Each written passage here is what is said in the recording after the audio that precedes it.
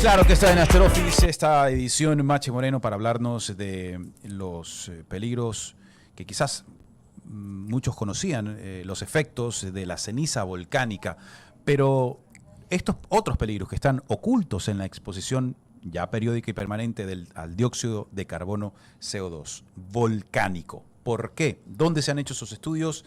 ¿Y qué incidencia podría tener, obviamente, entre los ecuatorianos? Bienvenida, Mache. Andrés, ¿cómo estás? Bienvenida. Sí, recibo la bienvenida. Bienvenida también. Está bien. Está bien. Nos puede pasar en vivo. Nos damos la bienvenida a los dos. Sí, es verdad. Bienvenidos, chicos. Muchas gracias. Aquí en la cabina. Bienvenidos todos. Y gracias por este recibimiento. Como siempre, muy contenta los lunes. Dato Ciencia viene con una información interesante sobre el CO2 volcánico. El CO2, dióxido de carbono, está naturalmente en la atmósfera. Lo respiramos tranquilamente, pero ¿qué pasa? Que en cantidades excesivas y justamente viniendo de las zonas volcánicas en Ecuador y en otros lugares, esto puede ser muy perjudicial para la salud. Precisamente se publicó en la revista Flotation.org, que es una revista científica que publica estudios a favor de la salud pública. Es específico. Esta publicación habla sobre los efectos peligrosos que podría tener la exposición de las personas al CO2 volcánico. Nosotros tenemos, por ejemplo, muy cerca los volcanes, como tú mencionaste, Andrés. A veces tenemos las cenizas volcánicas del Sangay o de otros volcanes porque está en constante actividad, aunque no nos asuste del todo, pero aquellas personas que viven cerca podrían correr algunos riesgos.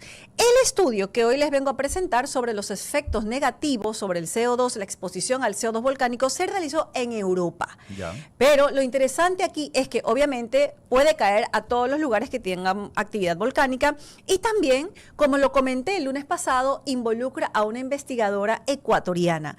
Les estoy hablando de la investigadora, la doctora Catherine Simbaña Rivera. Ella participó en este estudio. Ella participó en este estudio. Ella es una investigadora ecuatoriana, pertenece a la PUCE de Quito y ella está ahorita haciendo su postdoctorado en España y participó en esta investigación.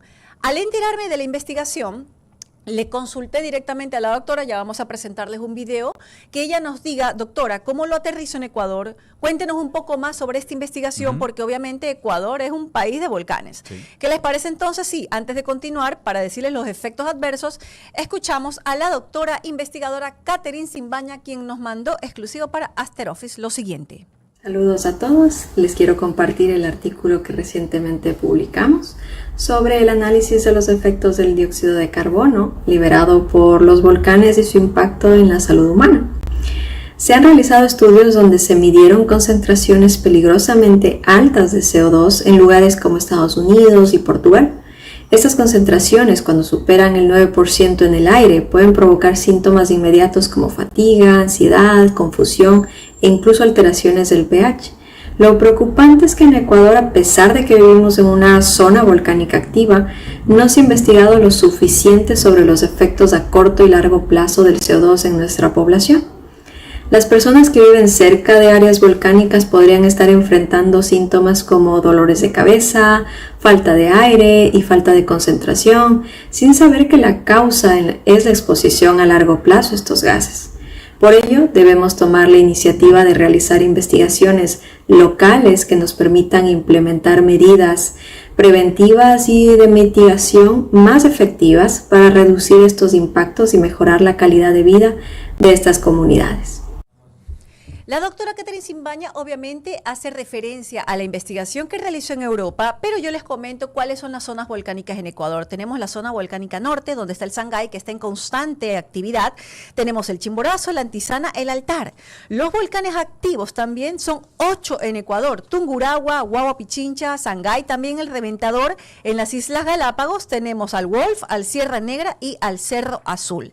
Entonces, esa investigación publicada en esta revista de salud pública, sería bueno aterrizarla a nuestro país y poder tomar las precauciones y, más que nada, las personas que viven en estos sectores que acabamos de mencionar, que están constantemente expuestos al CO2 volcánico, deberían hacerse su chequeo regular y también las autoridades, por supuesto, tomar acciones referente a aquello. Claro que movilizar a una comunidad entera es como que complejo.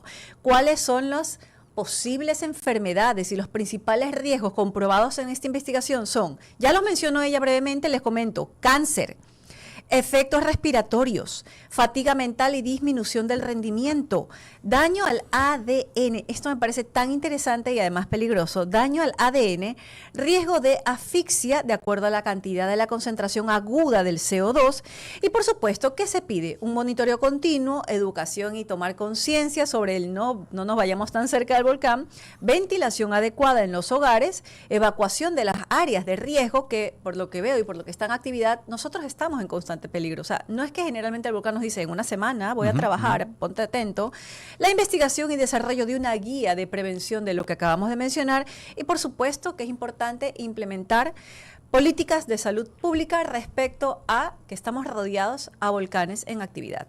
Eso me pareció súper interesante y también recalcar el hecho de que en esta investigación internacional ha participado una ecuatoriana como es la doctora Catherine Simbaña Rivera Andrés. Valioso aporte por saber las incidencias en otras regiones del mundo donde sí están ya midiéndose los efectos del CO2 volcánico y que por supuesto Ecuador no está al margen. Ahí caben todas estas recomendaciones que deben ojalá implementarse con rapidez. Así es, gracias por supuesto, me imagino y espero que nos está escuchando y así va a conectar, le mandé la comunicación a la doctora Catherine Simbaña que se encuentra desde España, ella es una gran amiga de Datociencia y si quieren conocer más de la investigación pueden por supuesto ingresar a www.datociencia.com para que puedan ver la investigación y por supuesto irse a la fuente, señores, pueden ir al paper de la investigación y conocer más de lo que les hemos contado hoy en Datociencia. Gran dato, Machi, como siempre, una gran tarde. Gracias, para ti Andrés. también. Síganos, @datociencias, @Mache Moreno a modo personal. Nos vemos el próximo lunes. Antes de ir con Elías, unas recomendaciones para ustedes.